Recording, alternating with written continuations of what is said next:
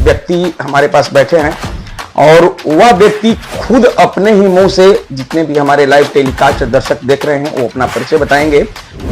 आपने भारत ही नहीं, एशिया का ये बहुत बड़ा इंडस्ट्री था। एक हमारे यहाँ रोजगार का साधन था, इसी कारण से बंद हो गया। हम सभी गठबंधन के लोग एकजुट होकर एक मंच पर आकर हम लोग पूरे विधानसभा में 243 के 43 सीट पर शक्ति पार्टी रामविलास के साथ और जो घटक दल हैं सब लोग लगे हुए हैं। इसमें लोक जनशक्ति पार्टी रामविलास की एक अहम भूमिका है।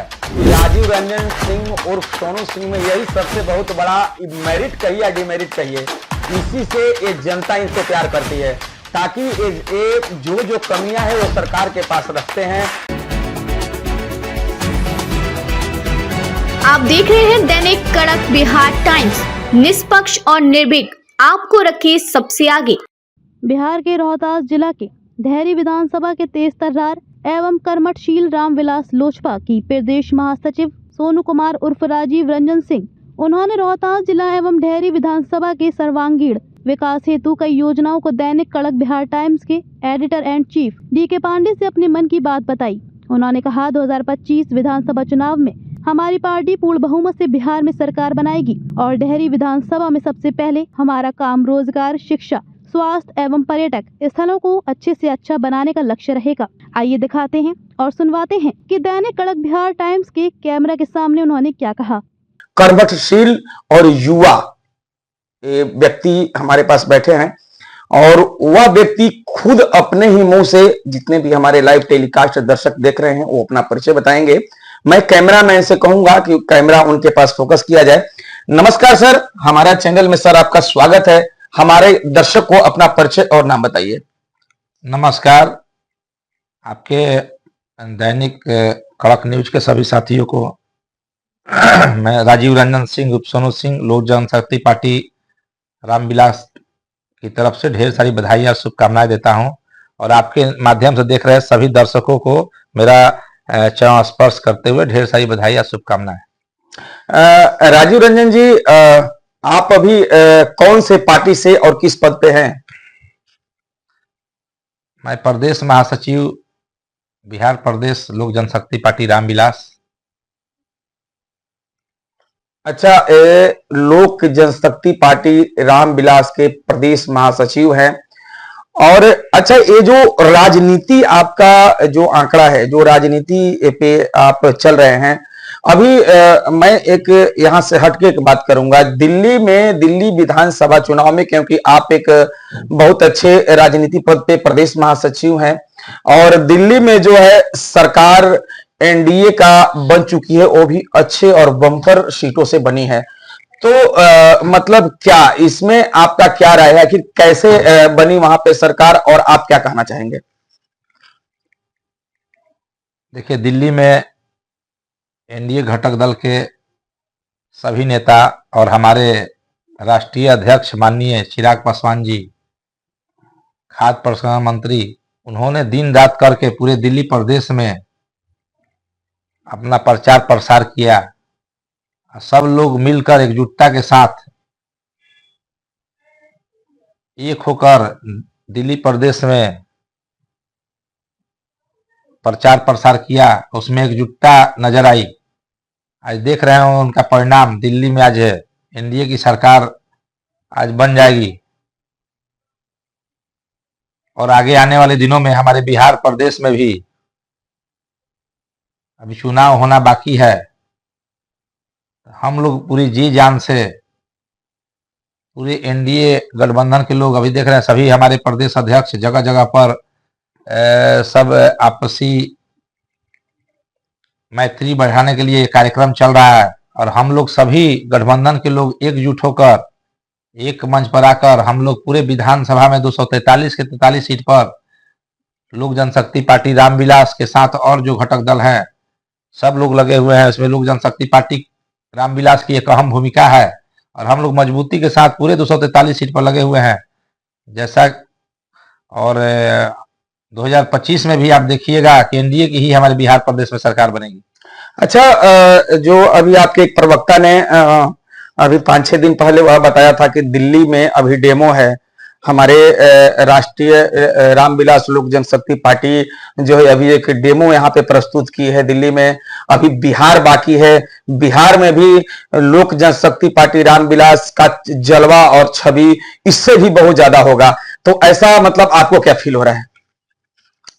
निश्चित रूप से होगा, क्योंकि लोग पहले भी आपको अपने वाक्यों में मैंने बोला कि हमारी लोक जनशक्ति पार्टी रामविलास 243 सीट पर पूरी मजबूती के साथ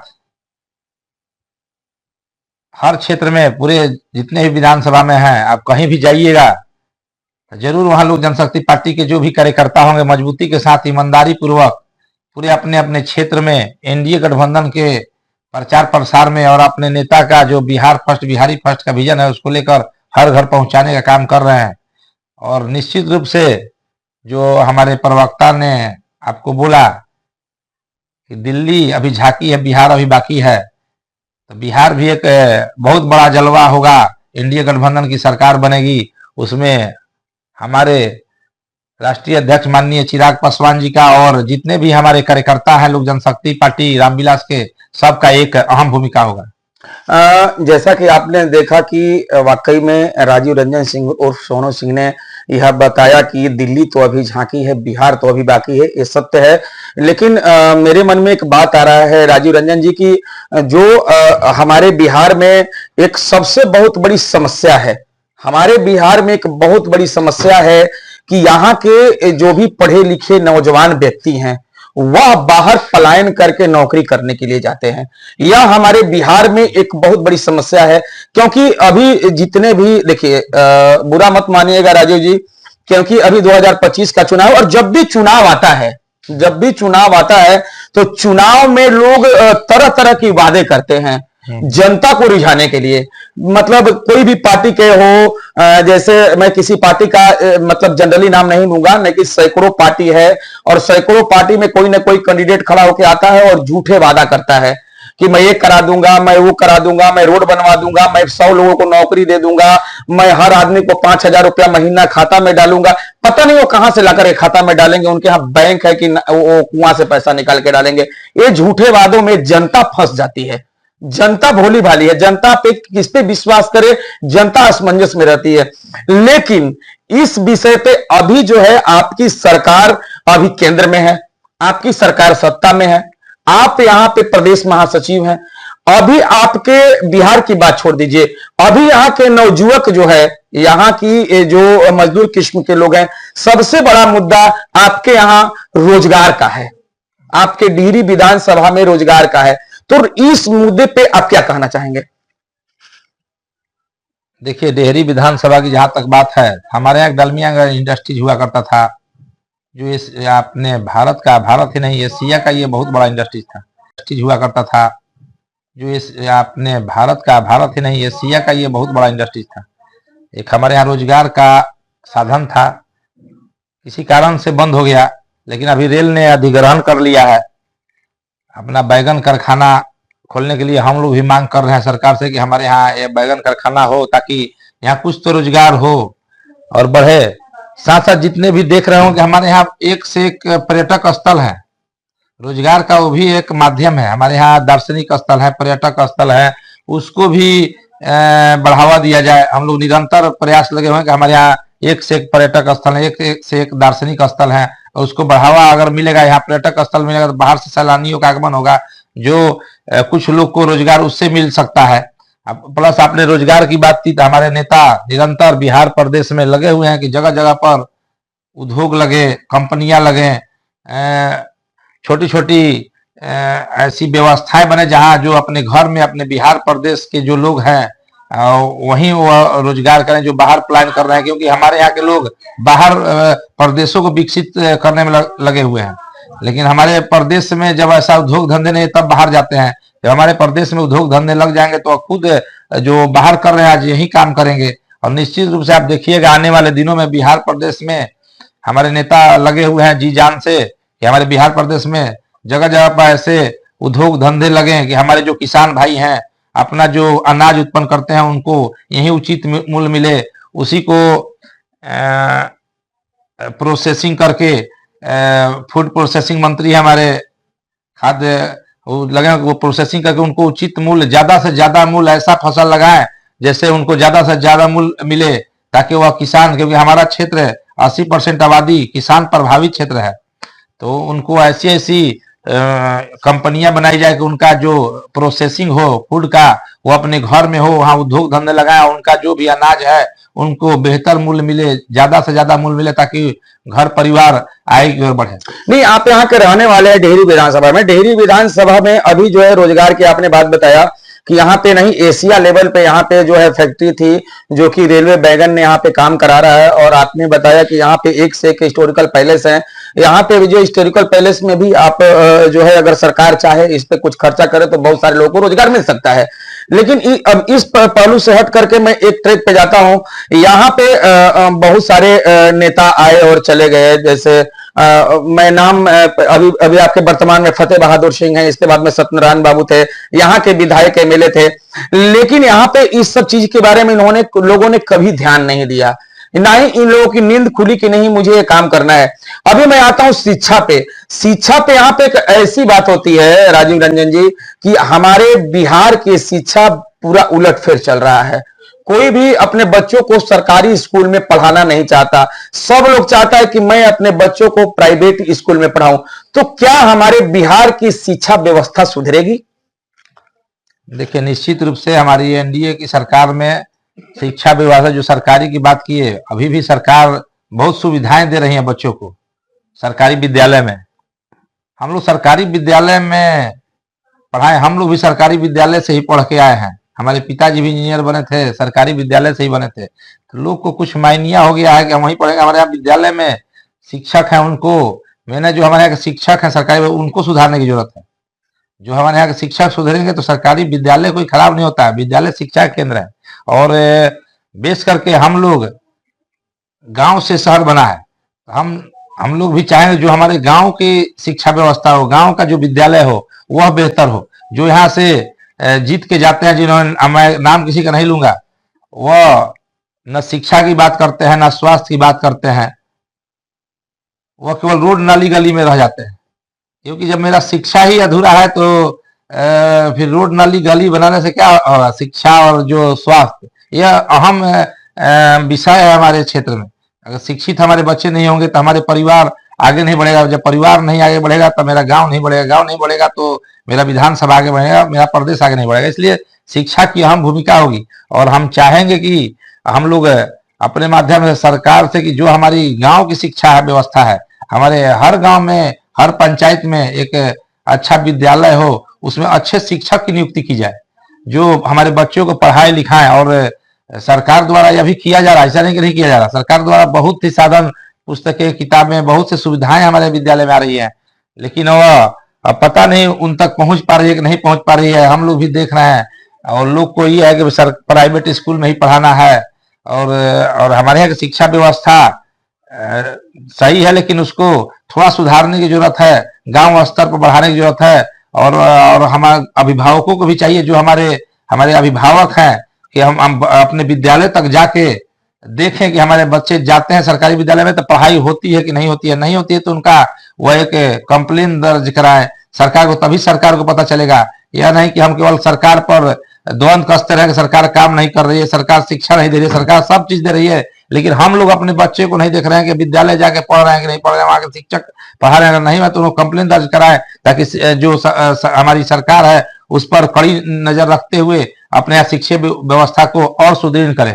नहीं, आपने तो बहुत अच्छा कहा राजीव रंजन जी की वाकई में शिक्षा व्यवस्था को सुधार करने के लिए कहीं ना कहीं सरकार जो है अगर शिक्षकों को सही कर दे और अभिभावक सही हो जाएं तो वाकई में हमारे बिहार और हमारे डिहरी डालमिया नगर या हमारे रोहतास जिला वाकई में एक बहुत अच्छा साक्षर राज्य बनेगा और साक्षर जो है जिला बनेगा। लास्ट एक क्वेश्चन होगा राजीव रंजन जी, जैसे कि हमारी जो टीम है दैनिक कड़क बिहार टाइम्स की टीम है, बार बार आपके विधानसभा में, डेहरी विधानसभा, सासाराम विधानसभा और जो है विक्रमगंज विधानसभा में विजिट बार बार कर रही है। लेकिन हमारे चैनल के माध्यम से, कैमरे के माध्यम से आज तक ये पता नहीं चला कि राजीव रंजन सिंह भी जो है डिहरी विधानसभा में हैं और इतने अच्छे प्रदेश महासचिव के पद पे हैं रामविलास लोजपा पे, और आज तक ये पता नहीं चला कि आप यहाँ के कायाकल्प पलटने के लिए क्या आप कमर कस चुके हैं, क्या आप यहाँ के जनता के सेवा करने के लिए क्या विधानसभा का चुनाव लड़ेंगे? माने नीचे के लोग हों, माने झोपड़ी में लोग हों, गरीब तबके के लोग हैं, उनके साथ रहना हमारे परिवार का एक पुरानी परंपरा चली है। हम लोग चाहते हैं कि जो गरीब, चाहे वो गरीब तबका किसी समाज का हो, हम लोग चाहते हैं कि उनको उठाने का काम करें, ताकि हमारे क्षेत्र में उनकी जो सरकारी जो सुविधाएं हों उन तक पहुंचनी चाहिए, उन तक हम लोग पहुंचाने का काम करें, ताकि वह जो सरकार के द्वारा उनकी सुविधाएं आती हैं लेकिन बिचौलियों के माध्यम से उन तक पहुंच नहीं पाती है। हमने 10 साल रहते हुए हम लोग वहां पहुंचाने का काम किया है। और बाकी अभी तो मैं लोक जनशक्ति पार्टी रामविलास का प्रदेश महासचिव हूँ, एक छोटा सा सदस्य हूँ, कार्यकर्ता हूँ। और मेरे नेता माननीय चिराग पासवान जी का जो विजन है बिहार फर्स्ट, बिहारी फर्स्ट, और हमारे पिता भी चाहते थे कि नीचे तबके के लोग, दलित, महादलित या जो भी जो गरीब तबका के लोग हो, उनको उठाने के लिए, उन तक सुविधाएं पहुंचाने के लिए सरकार की सुविधाएं हो, चाहे अपने स्तर से जो भी हम लोग से बन पाता है हम अपने क्षेत्र में निरंतर करते हैं। हमारे पिता भी करते थे और हमारे पिता चाहते थे कि इस क्षेत्र में हम एक कुछ ऐसा कार्य करें जो कम से कम हम लोग की जन्मभूमि है, हम लोग को जगह छोड़ के नहीं जाना, हमको यहाँ किसी से आंख में आंख लड़ा कर हम लोग किसी से बात कर सके कि मैंने यह किया है। तो हम लोग का यही विजन है, हमारे नेता का विजन है बिहार फर्स्ट, बिहारी फर्स्ट में एक बिहारियों को हम लोग जब उनको उत्सुक नहीं करेंगे, जागरूक नहीं करेंगे, उनको उठाने का काम नहीं करेंगे, तब तक मेरा बिहार आगे नहीं बढ़ेगा। इसलिए हम लोग भी चाहते हैं कि हमारा जो रोहतास जिला है, हमारा डेहरी विधानसभा है, यहाँ के लोग जागरूक हों और एक्टिव हों, ऐसे प्रतिनिधि को भेजें ताकि वो आपकी आवाज नहीं। जनता अगर बोलेगी तो आप क्या जनता के लिए चुनाव लड़ेंगे? देखिए, हम वही बोल रहे हैं कि जब यहाँ के लोग वैसे प्रतिनिधि को भेजें कि जो आपकी आवाज उठा सके, यह नहीं कि जाति पाति मंदिरों मस्जिदों में रहकर आपकी विकास को वहीं रोक दे और विकास निरंतर 20 साल से, या जिनकी भी आप नाम लिए हैं, क्या विधायक काम है। देखिए, हमारे यशस्वी प्रधानमंत्री जी नरेंद्र भाई मोदी जी पूरा देश चला रहे हैं, वह भी छोटे इसी तरह से विधानसभा से कहीं से आए होंगे, वहां के लोगों ने उनको एक तवज्जो दिया, उनकी सोच बड़ी थी, आज हमारे देश चला रहे हैं। तो सोच वही रखना है। रोड नली गली तो हमारे यहाँ के वार्ड पार्षद, मुखिया, सरपंच, प्रमुख, जिला परिषद बना रहे हैं। विधायक का काम है कुछ ऐसी अपनी यहाँ व्यवस्थाएं बनाए जो हमारा शहर, हमारा विधानसभा, जो अभी आप रोजगार की बात किए, शिक्षा की बात की, स्वास्थ्य की बात किए, हम अपने यहाँ पर्यटक स्थल की बात किए, इसको हम लोग को बढ़ावा देना है, तभी हमारा आगे शहर बढ़ेगा, हमारा विधानसभा बढ़ेगा, हमारा जिला आगे बढ़ेगा। और प्रगति हम लोग उसकी आवाज नहीं उठाते हैं। अब हम कहते हैं बहुत विकास कर दिए, छोटा छोटा बोर्ड लगा दिए, 2 लाख 3 लाख का हम रोड बना दिए, विकास नहीं हुआ। विकास करनी है तो जो आप कहे रोजगार की व्यवस्था कराई जाए। हम सरकार के हाल है कि हमारे यहाँ उद्योग धंधे लगे, हमारे यहाँ एक अच्छी चिकित्सा की व्यवस्था हो, बड़ा एम्स जैसा हॉस्पिटल हमारे यहाँ खुले, हमारे विधानसभा में, हमारे यहाँ केंद्रीय विद्यालय खुले, हमारे यहाँ पर्यटक स्थल के साधन बढ़े, जिसे बाहर के सैलानियों का आगमन हो, और हमारे यहाँ का जो सौंदर्यीकरण है, यही कारण है। देखिए, यही कारण है, मैं अपने दर्शकों को बता दूं कि यही कारण है। डीकेबीटी न्यूज के जितने भी दर्शक लाइव टेलीकास्ट देख रहे हैं, मैं बता दूं कि राजीव रंजन सिंह उर्फ सोनू सिंह में यही सबसे बहुत बड़ा मेरिट कहिए या डिमेरिट कहिए, इसी से ये जनता इनसे प्यार करती है, ताकि ये जो कमियां है वो सरकार के पास रखते हैं, और सरकार के पास रखने से यहाँ की विधानसभा के जनता के लिए यह एक हीरो बन चुके हैं। मैं अपने जितने भी दर्शक लाइव टेलीकास्ट देखने में उनको बता दूं कि राजीव रंजन सिंह एक हट के मुद्दे से बात करते हैं। नाली और गली तो एक अलग की चीज है, नाली गली तो बनते ही रहता है, लेकिन हमारे जो फ्यूचर है, हमारे आने वाले बच्चे का फ्यूचर है, हमारे आने वाला विकास का फ्यूचर है, वाकई में एक अच्छे नेता का ही सोच होता है। अच्छा राजीव रंजन जी, अगर मान लीजिए यहाँ की जनता अगर आपको प्यार दुलार दे दे, अगर आपको यहां से भेजे, आपको जिता करके, तो सबसे पहले प्राथमिकता क्या होगा, क्या करेंगे सर आप? देखिए, हमारे नेता माननीय चिराग पासवान जी के नेतृत्व में हम लोग कार्यकर्ता है, पहले बोले उनका जो दिशा निर्देश होगा आगे आने और उसको हम लोग पालन करेंगे। और हम लोग की सोच है कि हाँ, हमारी शिक्षा की व्यवस्था सही हो, स्वास्थ्य की व्यवस्था सही हो, हमारे यहाँ जो डालमिया बंद पड़ा हो उसमें जो रेल वैगन कारखाना है उसका निर्माण हो, और जो शहर का सौंदर्यीकरण हो। जो 20 साल पहले हमारा शहर जितना वही अच्छा हुआ करता था, व्यापारी भाइयों का जो व्यापार यहाँ सबसे ज्यादा पूरे रोहतास जिले में सबसे बड़ा व्यापार का केंद्र था, हमारा डेहरी ओन सोन था। उसमें व्यापारी भाइयों का जो अगल बगल जो 500 गांवों का यहाँ एक मार्केट हुआ करता था, वहाँ ऐसा मार्केट बनाया जाए, सौंदर्यीकरण किया जाए, ताकि यहाँ लोग बाहर से आए, यहाँ मार्केटिंग करें। और देख रहे होंगे कि हमारे यहाँ बहुत फुटपाथ पर भी लोग हैं। सबसे बड़ी समस्या है जाम की हमारे यहाँ शहर में। उनको एक ऐसा शॉपिंग कॉम्प्लेक्स बना के दे दिया जाए ताकि वह रोड जाम से निजात मिले, हमारे शहर में एक सुंदर शहर बने। क्योंकि हमारा पहले से भी आप देखते हैं कि यह शहर एक तरफ सोन और एक तरफ इधर कैनाल के बीच में इतना बढ़िया सुंदर शहर इधर रोहतास जिले में या इधर औरंगाबाद चल जाइए, इतना सुंदर शहर पहले पूर्व से भी नहीं रहा है। और आज भी मेरा मानना है कि सौंदर्यीकरण किया जाए, ये सबसे सुंदर शहर होगा। और इसमें रिंग रोड बना दिया जाए, बाहर बाहर बहुत ही माने ऐसा साधन है कि सोन किनारे का रिंग रोड बना दीजिए। डिहरी वासियों के लिए कितना ये सोच के रखे हैं, हमारे दर्शक देख लें कि वाकई में डिहरी के लिए यह हमको नहीं लगता कि डिहरी के लिए ऐसे इनसे भी कोई बड़ा कोई सोच रखता हो। डिहरी के लिए यह एक इंद्रासन बनाने के लिए सोचे कि यहाँ की जनता, डिहरी की जनता जो है, अगर वाकई में अगर ऐसे नेता डिहरी की जनता को मिल जाते हैं तो वाकई में डिहरी का कायाकल्प जरूर पलट जाएगा। तब तक से खबर में इतना ही, बने रहिए हमारे साथ, देखते रहिए दैनिक कड़क बिहार टाइम्स, निष्पक्ष और निर्भीक, आपको रखे सबसे आगे। आप लोग निमंत्रण है।